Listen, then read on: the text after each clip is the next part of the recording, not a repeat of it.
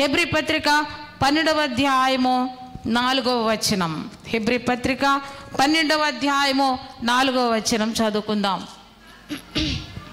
మీరు పాపముతో పోరాడుటలో రక్తము కారునంతగా ఇక దానిని ఎదురింపలేదు. మరియు నా కుమారుడా, ప్రభువు చేయు శిక్షను తృణీకరించుకుము.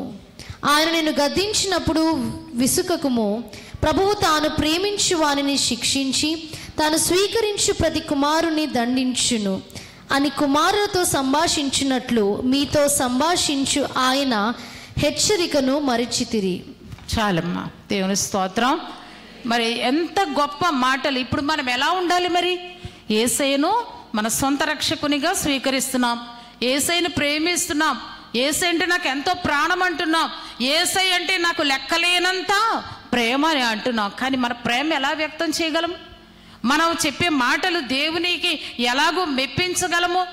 కాబట్టి ఇంతవరకు కూడా మనం విన్న మాటలను బట్టి ఇక ఏమైనా సరే యేసు ప్రభు వారి మార్గంలో ఆయనతోనే జీవించాలి, నేను విశ్వాసములు ఇంకా బలంగా ఉండాలి అని మనము తీర్మానం చేసుకుంటే మనం ఎలా ఉండాలనేటువంటిది మనం చదువుకున్న వాక్యములో ఉన్నది. ఏమని అంటే పైన కూడా ఒక మాట చదివి, మీరు అలసట పడకయు మీ ప్రాణములు విసుగకయు ఉండునట్లు పాపాత్ములు తమకు వ్యతిరేకముగా చేసిన తిరస్కారమంతయు ఓర్చుకుని ఆయనను తలంచుకునుడి. పాపాత్ములు ఆయనకు తిరస్కారముగా చేసినటువంటి భయంకరమైనటువంటి కార్యములు, వ్యతిరేకముగా చేసిన తిరస్కారమును మీరు ఆ సమయంలో కూడా యేసయ్య ఎలా ఓర్చుకున్నారో అలాగున మీరు తలంచుకోండి అంటున్నారు.